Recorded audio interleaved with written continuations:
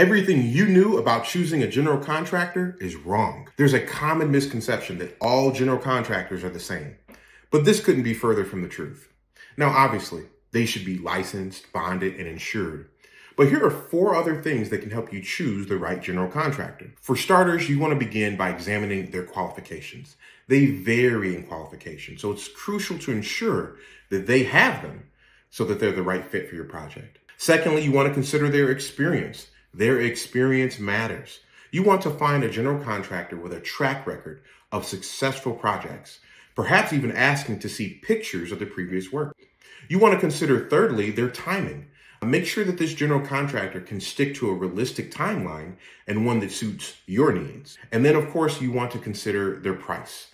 Some general contractors only give you an invoice at the end of the project, but here at Clear Contractors, we do things differently. We deliver a clear and detailed contract, and we stay within your budget.